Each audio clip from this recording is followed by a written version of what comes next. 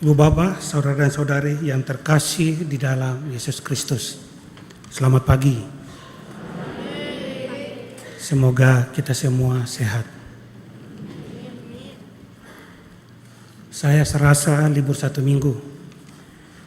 Karena kemarin saya banyak keluar. Saya ke Karanganyar, ke Solo, lalu kembali dari sana bersama dengan pastor paroki. Kami ke Karawaci di Tangerang. Jadi ketika kemarin kembali ke sini saya merasa saya libur 1 minggu. Tapi luar biasa dengan pengalaman itu, ada banyak hal yang saya juga dapatkan. Bapak Ibu, saudara dan saudari yang terkasih dalam Kristus. Sungguh menarik sabda yang kita dengar bersama pada hari ini. Yesus menggambarkan dirinya dengan sebuah bangunan. Semua itu akan diruntuhkan, namun akan ada saatnya itu akan dibangun kembali.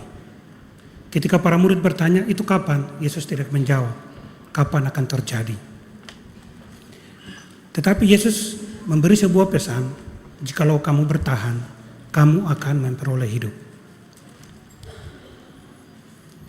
Kutipan dalam Injil begitu jelas, bahwa ketika kita percaya kepada Kristus, maka akan ada banyak persoalan yang akan kita dapat. Ketika kita berjumpa dengan orang yang tidak jujur, orang yang berbohong,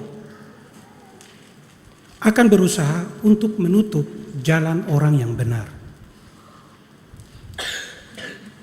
Dalam realitas hidup, kita bisa melihat para pemimpin-pemimpin kita, ketika berlomba-lomba untuk mendapatkan sebuah kedudukan, di situ akan ada cara-cara yang kurang baik yang akan dilakukan.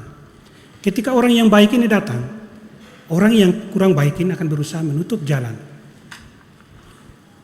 Di dalam perkara hidup kita pun, ketika kita tahu kita benar, orang yang merasa bersalah akan berusaha untuk menutup jalan kebenaran kita itu. Dan kita tidak akan mampu melakukan apa-apa. Kadangkala kita lemah. Kita benar, tetapi ketika kita mau mengatakan bahwa kita ada benar, kita tidak memiliki bukti apapun. Karena dunia sekarang orang meminta banyak bukti. Apakah ada bukti? Ada bukti. Jika kita tidak memiliki bukti, kita tidak berdaya. Justru orang yang salah itu akan menang jika dia memiliki bukti. Tetapi Yesus memberikan sebuah pengharapan kepada kita. Hari Tuhan itu akan datang pada kita. Dalam nubuat Maleakhi sangat jelas dikatakan. Hari Tuhan itu akan datang dan akan menghancurkan segalanya. Dan itu kemudian Yesus meneguhkan dalam Injil Lukas, dalam pengarang Injil Lukas, bahwa kebenaran itu benar-benar akan terlihat. Walaupun dia dihimpit, tetapi sewaktu-waktu ia akan muncul. Yang perlu kita lakukan apa? Yesus sudah katakan, cukuplah untuk kamu bertahan agar kamu memperoleh hidup.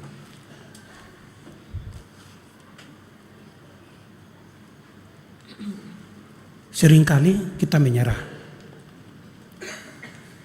Kita memohon kepada Tuhan, tapi kita lupa untuk kita bersyukur. Ada banyak hal digambarkan oleh Yesus kepada kita. Ketika kita berdoa dan doa kita dikabulkan, apakah kita masih akan ingin berdoa? Jika kita mau bertahan untuk melakukan sebuah perbuatan yang baik, adalah doa.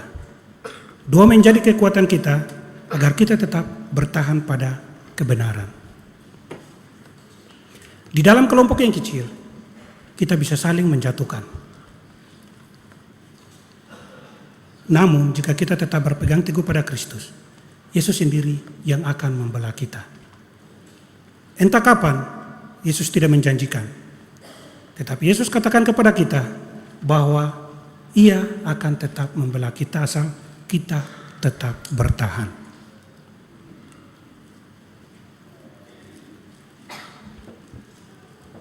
Dalam renungan ini, ingin saya akhiri dengan sebuah pertanyaan.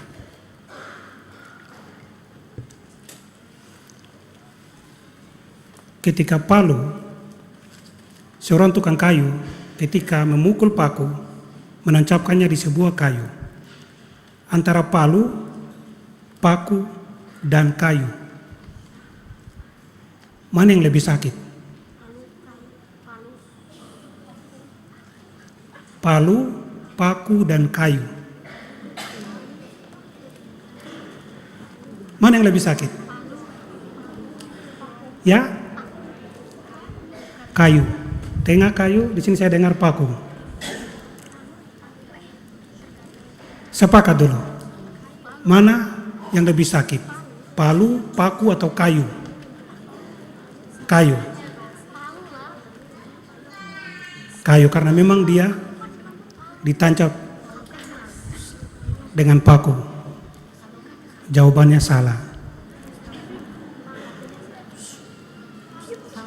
Yang lebih sakit adalah palu. Why? Kenapa harus palu yang lebih sakit? Karena palu dengan diam dia terbentur. Ketika seorang tukang kayu memukul, palu itu akan terpelintir lagi. Ketika paku itu susah untuk turun, menancap di kayu, maka yang lebih setengah mati palu. Dia lebih sakit. Sakitnya 2 kali lipat dibanding paku dan kayu. Dia terbentur. Tapi palu itu tetap diam. Kalaupun dia terbentur, tetapi dia berusaha untuk menyatukan paku dan kayu. Untuk berusaha menyatukan kedua ini.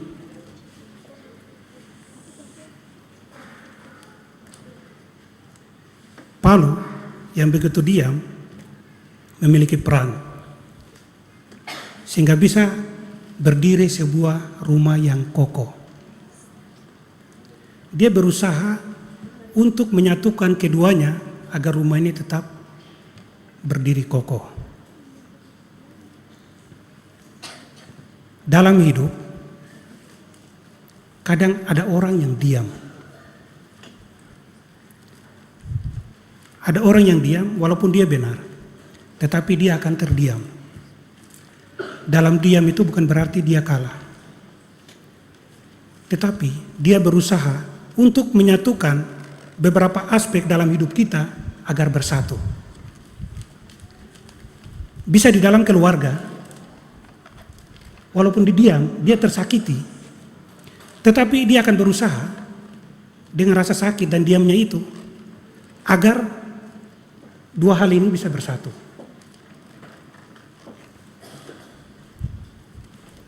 Pasti di antara kita akan mengalami hal yang demikian. Kita sakit, terbentur sana sini. Tetapi agar dua hal, dua kubu, rasa kita untuk menyatukan ini tidak terpisah. Kita akan menjumpai banyak hal itu. Dan dunia membutuhkan figur-figur seperti Palu ini. Karena itu, tetaplah kuat dan tetaplah ikhlas. Sama seperti Palu ini. Dengan diam, tapi meninggalkan kebaikan yang tidak akan pernah tergantikan. Pelayanan kita maupun kecil, atau hasilnya tidak bagus, hasilnya tidak begitu memuaskan, tetapi dalam kasih Tuhan kita akan benar-benar hidup. Hanya satu hal, kita cukup bertahan dan percaya kepada Kristus bahwa Ia akan membela kita pada waktunya. Jika kebenaran dihimpit, percaya bahwa Ia akan tetap memunculkan dirinya. Dan itulah karya Tuhan. Semoga Tuhan memberkati kita.